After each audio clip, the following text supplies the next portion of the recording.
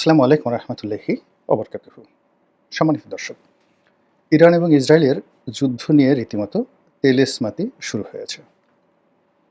আমরা ইসরায়েল নামক যে রাষ্ট্রটি, এটির শক্তিমত্তা এবং যুদ্ধক্ষেত্রে এবং গোয়েন্দা জগতে ইসরায়েলি বাহিনী এবং ইসরায়েলি গোয়েন্দা সংস্থা মোসাদের যে কর্মকাণ্ড ৬০-এর দশক থেকে আজ পর্যন্ত দেখে আসছি, তাতে করে আমাদের মনে হয়েছে যে এই জাতিটি এবং এই রাষ্ট্রটি অসম্ভব রকম ভয়ানক একটি জাতি এবং তারা না পারে এমন কোনো কর্ম নেই।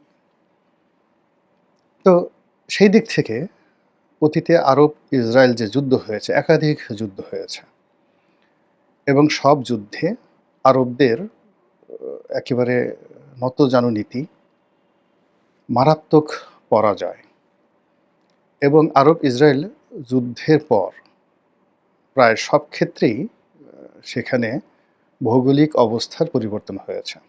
অর্থাৎ ইসরায়েল নতুন করে বেশ কিছু ভূমি দখল করে নিয়েছে। দ্বিতীয়ত তারা কিছু রাষ্ট্রকে বাধ্য করেছে তাদের সঙ্গে বন্ধুত্ব করার জন্য। যেমন ধরুন, জর্ডানের সঙ্গে তাদের বন্ধুত্ব, মিশরের সঙ্গে তাদের বন্ধুত্ব, এই জিনিসগুলো, সংযুক্ত আরব আমিরাত ইউএইর সঙ্গে তাদের বন্ধুত্ব, এই সব কিছুই তারা করেছে ভয় দেখিয়ে। তাদের সামরিক যে কর্তৃত্ব এবং তাদের যে যুদ্ধবিমান, অস্ত্র এবং আধুনিক প্রযুক্তির যে সফটওয়্যারগুলো তারা ব্যবহার করছে, সবগুলো নিয়ে মানে আমাদের সারা দুনিয়ার, শুধুমাত্র মুসলিম নয়, হিন্দু, বৌদ্ধ, খ্রিস্টান সকলেরই একটা নিদারুণ ভয়। মানে আমরা এত ভয় পাচ্ছি, পৃথিবীর অন্য কোনো প্রাণীকে আমরা ইসরায়েলের মতো এভাবে ভয় পাই না। তো এই ভয়ের মধ্যেই হঠাৎ করে ইরান এবং ইসরায়েলের যুদ্ধ শুরু হয়ে গেল। যুদ্ধের প্রকৃত চিত্র আমরা পাচ্ছি না, এটি হলো রিয়ালিটি। ইসরায়েলের মধ্যে আসলে সত্যিকার অর্থে ইরান কতটা ক্ষয়ক্ষতি ঘটাতে পারছে তার বাস্তব চিত্র আমরা জানি না, এমনকি সম্ভবত ইরানও জানে না। আবার ইরান ইসরায়েলের অভ্যন্তরে এ যাবৎকালে কী কী ক্ষয়ক্ষতি করেছে, কৌশলগত কারণে ইরান এখন পর্যন্ত সেটা প্রকাশ করেনি এবং দুটো দেশই মিডিয়া ভীষণভাবে নিয়ন্ত্রিত এবং তারা যতই গণতন্ত্রের কথা বলুক না কেন, এই দুটো দেশই প্রায় সব ক্ষেত্রে যুদ্ধংদেহী, কর্তৃত্বপরায়ণ এবং একই সঙ্গে নিজেদের স্বার্থ সংরক্ষণের জন্য তারা পারে না এমন কোনো কর্ম নেই। এবং সেখানে কূটনৈতিক শিষ্টাচার থেকে শুরু করে যা কিছু বিশ্বে রয়েছে, তার কোনোটি ইরান এবং ইসরায়েলের ক্ষেত্রে প্রযোজ্য নয়। ইরান একটা বিপ্লবী রাষ্ট্র, বিপ্লবী সরকার এবং আয়াতুল্লাহ রুহুল খামেনি যখন প্রথম ক্ষমতা আরোহণ করেছিলেন, তখন ওই সময়টিতে পরপর কয়েকটি ঘটনা ঘটেছিল। প্রথম ঘটনা হলো, তেহরান বিশ্ববিদ্যালয়ের ছাত্ররা মার্কিন যুক্তরাষ্ট্রের দূতাবাসকে আক্রমণ করে কর্মকর্তা কর্মচারীদেরকে জিম্মি করেছিলেন, একেবারে সর্বোচ্চ ধর্মীয় নেতার নির্দেশে। এবং সেই ঘটনায় আমেরিকাকে নাকে খত দিতে হয়েছে। খত দিয়ে আত্মসমর্পণ করে ইরানের সঙ্গে একটা সমঝোতা করতে হয়েছে।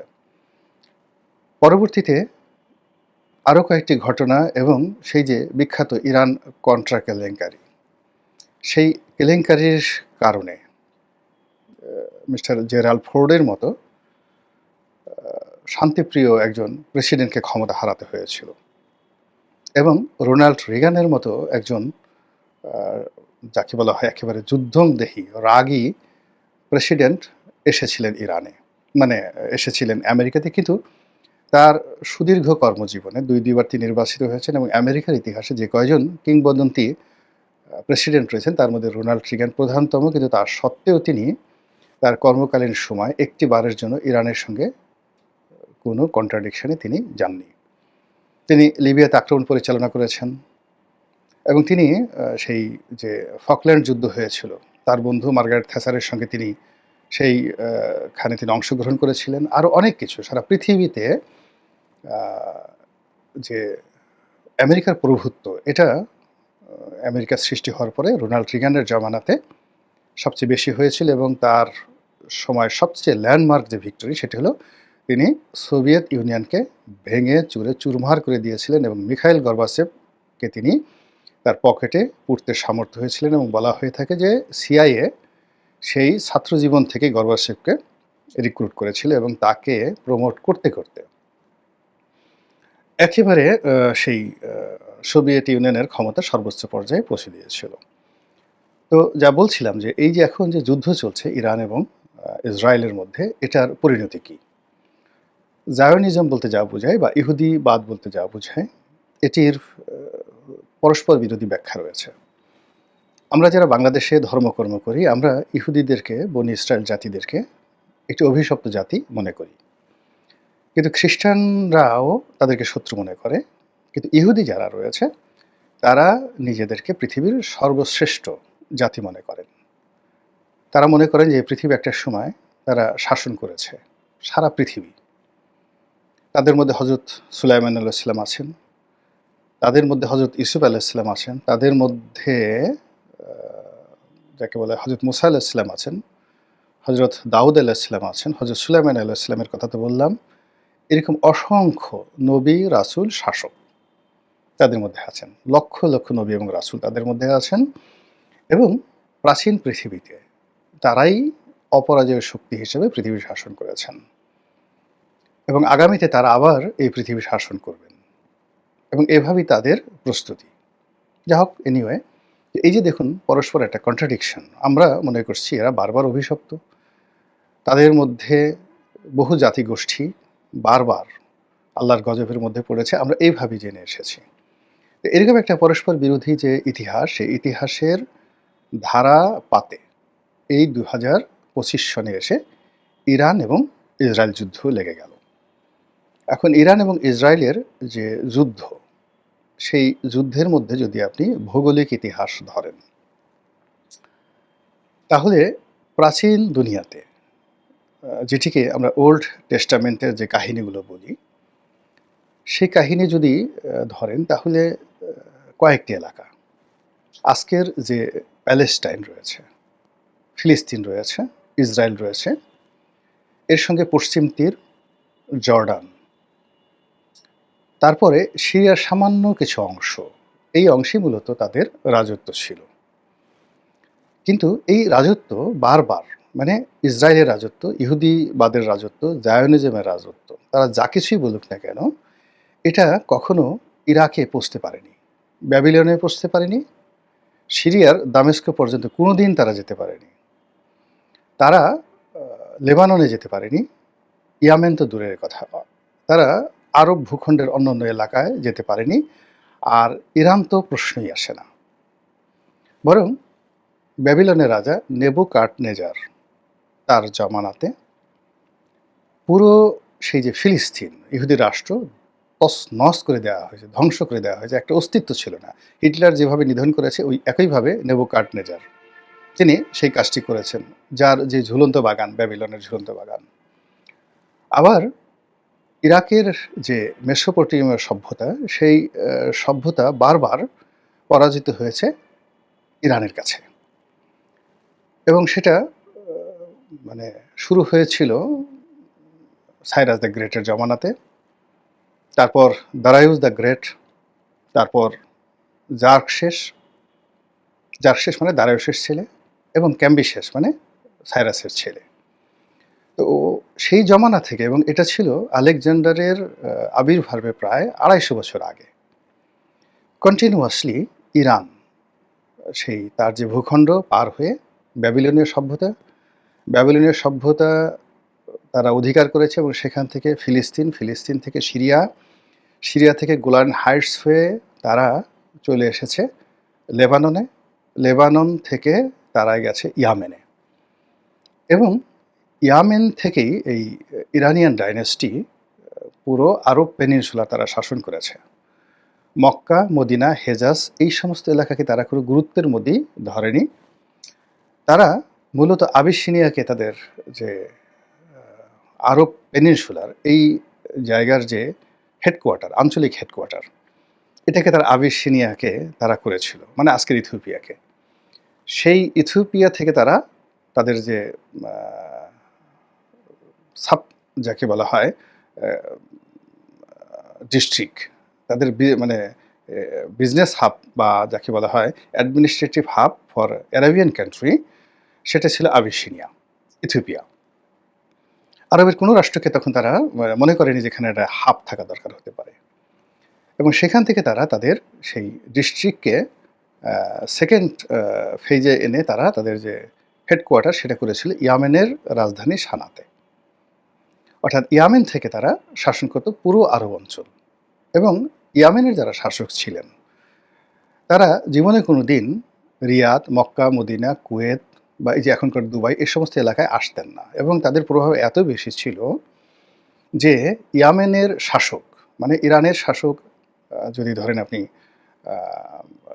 নওশেরওয়া, আল্লাহ রাসূল যখন যাকে বলা হয় নওশেরওয়া, আল্লাহ রাসূল যখন জন্মগ্রহণ করেন তখন সেখানে শাসক ছিলেন নওশেরওয়া। তো নওশেরওয়ার গভর্নর ছিলেন নাজ্জাশী, ইথিওপিয়ার রাজা ছিলেন নাজ্জাশী। তো নাজ্জাশীর শাসক ছিলেন, মানে গভর্নর ছিলেন ইয়ামেনের বাজান, বয়াকার বা জয়াকার জা ন বাজান।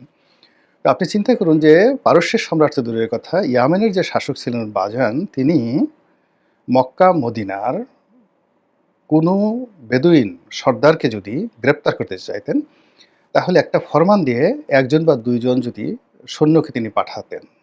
আরব উপদ্বীপের লোকরা এতটা ভীত সন্ত্রস্ত ছিল যে তারা ভয়ে সেখানে গিয়ে তারা উপস্থিত হয়ে যেত, মানে ওখানে যুদ্ধ করা তো দূরের কথা। এইরকম ছিল ইরানিয়ান ডাইনেস্টির যাকে বলে প্রভাব, এবং সেই প্রভাবটি তারা ভূমধ্যসাগর পাড়ি দিয়ে গ্রিসে, তখন প্রাচীন বিশ্বে গ্রিস ছিল নাম্বার ওয়ান সুপার পাওয়ার।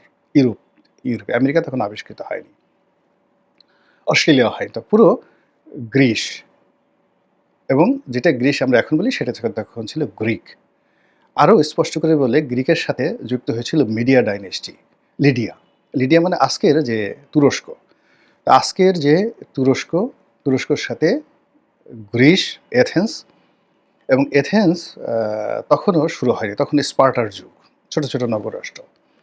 তো সেই যুগ থেকে শুরু করে যাকে বলা হয় সেখান থেকে ইটালি, মানে রোম, এই অঞ্চলটা পর্যন্ত পুরোটা ছিল ইরানের কর্তৃত্বে, সায়রাসের জামানাতে, দারায়ুসের জামানাতে। এরপরে ইটালি থেকে পার হতে হলে বা ইটালির সীমান্ত পার হতে হলে আলপস পর্বতমালা লাগে, এরপরে ফ্রান্স, ফ্রান্সের পরে এরপরে ধরেন ইংল্যান্ড, জার্মানি, অন্যান্য ইউরোপীয় দেশ। তো এটা তখনও পর্যন্ত তারা ওদিকে প্রয়োজন মনে করেনি। মুসলমানরা যখন সেই তারেক বিন জিয়াদের জামানাতে যখন স্পেন আবিষ্কার করলো, তখন ফ্রান্সের একটা বিরাট অংশ তারা দখল করে রেখেছিল মুসলমানরা, কিন্তু উল্টো দিকে কিন্তু আবার এই দুইয়ের মধ্যে পর্বতমালা, এটা বিরাট ভৌগোলিক। মানে এই যে একটা লম্বা কাহিনী বললাম, যে গত ৫,০০০ বছরের যে ভৌগোলিক ইতিহাস, সেই ইতিহাসে যদি ইউরোপ ধরেন, আমেরিকা ধরেন,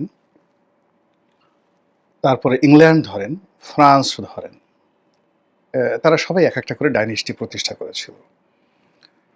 এবং ইউরোপে সবচেয়ে বেশি সময় যারা রাজত্ব করেছে এবং সবচেয়ে বড় রাজত্ব যারা করেছে তারা কিন্তু ইংল্যান্ড না, সেটা হলো অস্ট্রো হাঙ্গেরিয়ান একটা ডাইনেস্টি ছিল, যেটা প্রথম মহাযুদ্ধে সেটা শেষ হয়ে যায়। তো আজকে যে অস্ট্রিয়া রয়েছে, সেই অস্ট্রিয়ার অধীনেই ইউরোপের একটা বিরাট অংশ, ইনক্লুডিং ফ্রান্স, দীর্ঘদিন এই অস্ট্রো হাঙ্গেরিয়ান ডাইনেস্টির অধীনে ছিল।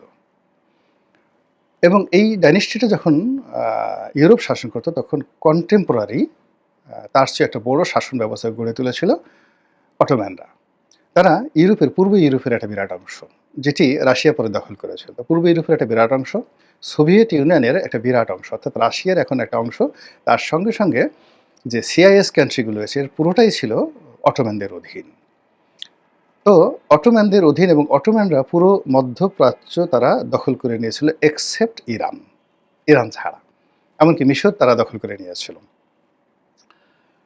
তো এই যে কাহিনী বললাম যে মানব জাতির ইতিহাসে ৫,০০০ বছরের ইতিহাসে কোনো একটি সাম্রাজ্য তাদের যে glorious time, not more than 100 years, 100 বছরের বেশি কারোর গ্লোরিয়াস টাইম ছিল না, এমনকি অটোম্যানদেরও না। তাদের প্রায় 700 বছর তারা শাসন করেছে, কিন্তু 100 বছরের বেশি তাদের গ্লোরিয়াস টাইম ছিল না। পাক ভারতে ধরেন মুঘলরা শাসন করেছে, কিন্তু নট মোর দ্যান 100 ইয়ার্স। 100 বছরের বেশি তাদের গ্লোরিয়াস টাইম ছিল না। আকবর, জাহাঙ্গীর, শাহজাহান, আওরঙ্গজেব, এই 4 জনের সময়কাল।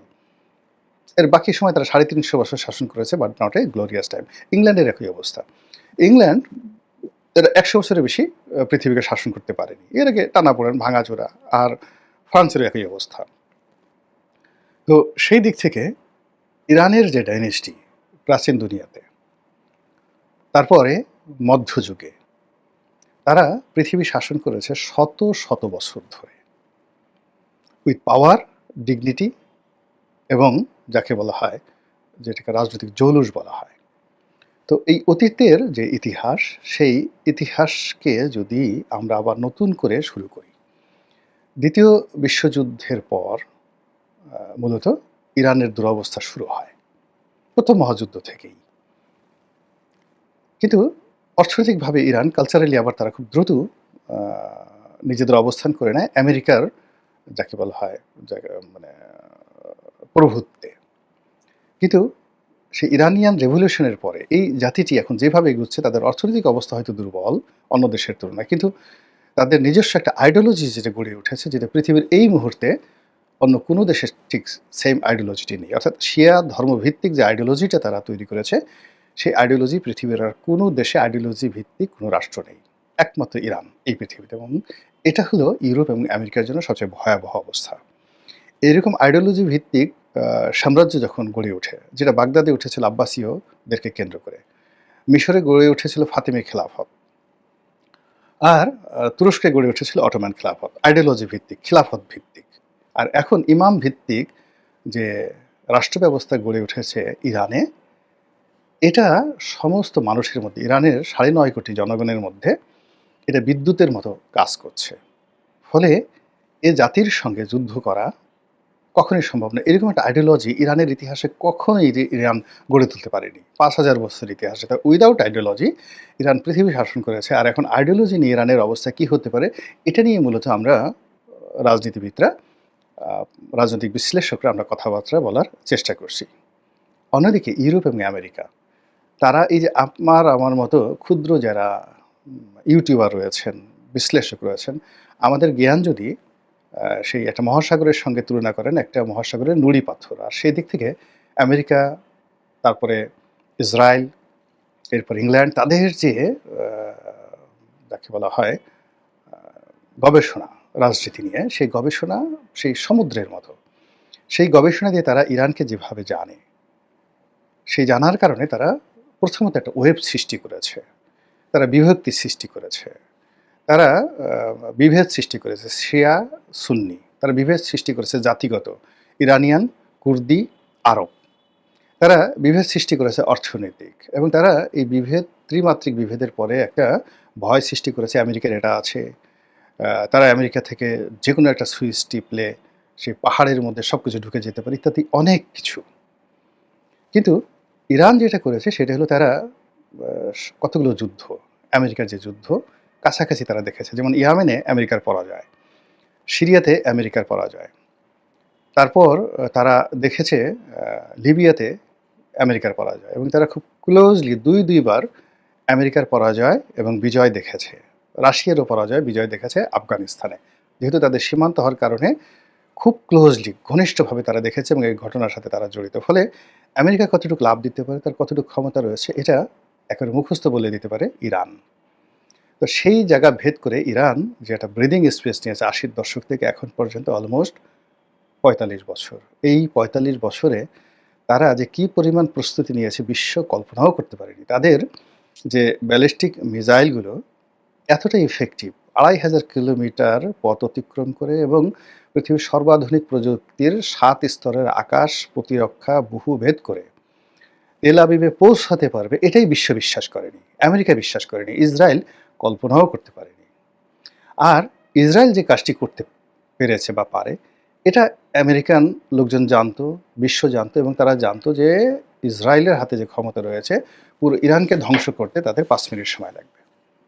কিন্তু যুদ্ধের ১০ দিন পরে, যখন কোনো অবস্থাতেই ইরানের নৈতিক মনোবল দুর্বল করা যাচ্ছে না, আর ইসরায়েলের যে ক্ষয়ক্ষতি গাণিতিক হারে বেড়ে যাচ্ছে, জ্যামিতিক হারে বেড়ে যাচ্ছে, এবং যে ঘটনা ইসরায়েলের অভ্যন্তরে ঘটছে এবং যেভাবে হাইফা বন্দর, তেল আবিব বিমানবন্দর ধ্বংস হচ্ছে, একটার পর একটা মিসাইল আঘাত করছে এবং ক্রমশই আক্রমণ বেড়ে যাচ্ছে।